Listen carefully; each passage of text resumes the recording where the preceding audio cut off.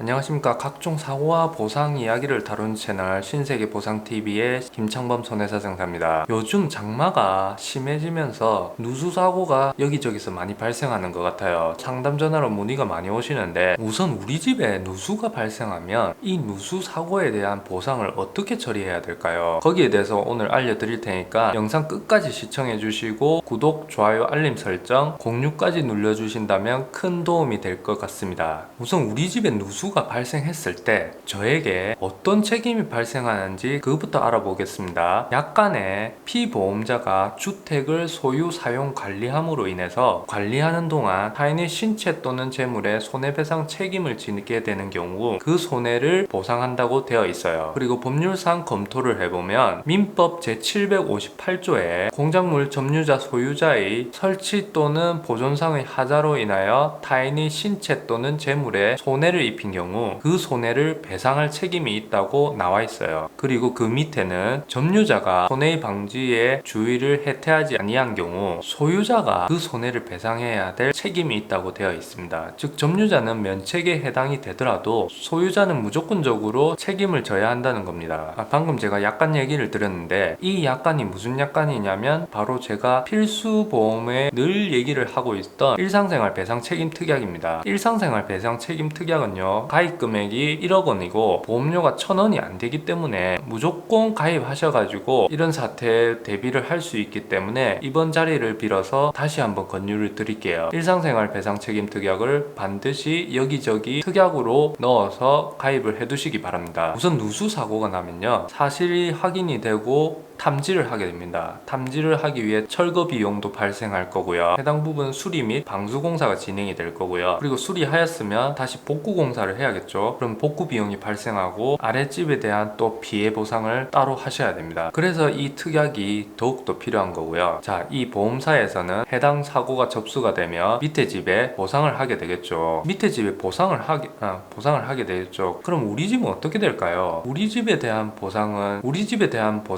분쟁의 소지가 조금 있습니다. 결론부터 말씀드리자면 지금 현재는 이 복구 비용을 보상받기가 어려워졌습니다. 한때 우리 집에 대한 수리 비용과 복구 비용을 손해 방지 비용이라고 주장을 해서 청구를 하게 되는 경우가 있었어요. 그에 대해서 보험사가 당연히 내 주택에 대한 손해는 면책 사유가 해당이 되어서 보상할 수 없다고 했지만 일부 피보험자들이 거기에 대한 불만을 표시하면서 금융감독원에 민원을 넣었고, 금융감독원에서는 이를 손해 방지 비용이라고 인정해서 보험사에게 지급을 해주라는 말이 많았습니다. 그래서 보험사는 울며 겨자 먹기로 보상을 해줬고요. 그런데 이게 입소문을 타면서 누수에 대한 손해방지 비용 보상이 커지면서 서서히 아프기 시작합니다. 그래서 2018년도부터는 채무부존재 소송을 많이 갔어요. 즉 보상을 안 해주고 내가 피보험자에게 보험금을 지급할 채무가 없다는 것을 확인하려고 소송을 많이 갔다는 거죠. 그리고 하급심에서는 결국 보험사의 손을 들어주게 됩니다. 피보험자의 복구 비용은 손해방지 비용이라 볼 수 없고 그냥 피보험자의 이익이라고 판결이 나온 거죠. 그리고 거기에 힘을 입어서 보험사는 면책약관 취지를 그대로 살려서 내 집에 대한 손해이기 때문에 피보험자의 손해는 보상할 수 없다는 부지급 통보를 하면서 대응을 하고 있는 거죠. 지금도 아마 계속적으로 분쟁의 소지가 있어 보입니다. 앞으로 금융감독원도 어떤 입장을 취할지 굉장히 궁금하네요. 또한 아직은 하급심 판례이기 때문에 이게 대법원 판례에서 나온 게 아니에요. 대법원 판례에서 이 판례들을 뒤집을 수도 있기 때문에 향후 대법원 판례가 어떻게 나올지도 매우 궁금하네요. 어쨌든 보험사에서는 누수사고 접수가 많아짐에 따라 결국 4월 1일 날 약관을 개정하면서 기존의 대물손해 차기부담금의 20만원이었던 거를 50만원까지 올리게 됩니다. 그렇게라도 해서 나가는 보험금을 줄이겠다는 거죠. 한편으로는 가족일상배상 책임 특약이 없어질까봐 걱정을 했었는데 그나마 다행이라고 할 수도 있어요. 저는 어떻게 생각하느냐, 저는 이 문제에 대해서 사실 복구 비용은 손해 방지와는 무관하다고 생각하고 있습니다. 제가 보험사 편을 드는 게 아니고 손해방지 비용에 대해서 보상하라고 규정되어 있지만 여기서 말하는 손해방지 비용은 우리가 손해가 늘어나지 않도록, 손해의 규모가 커지지 않도록 방지하기 위해서 발생한 비용을 얘기하기 때문에 결국 복구 비용은 경우는 손해의 방지와는 무관하다고 볼 수 있는 거죠. 그게 제 생각입니다. 그리고 보험사가 밑에 집에 보상을 했고, 그리고 밑에 집에서는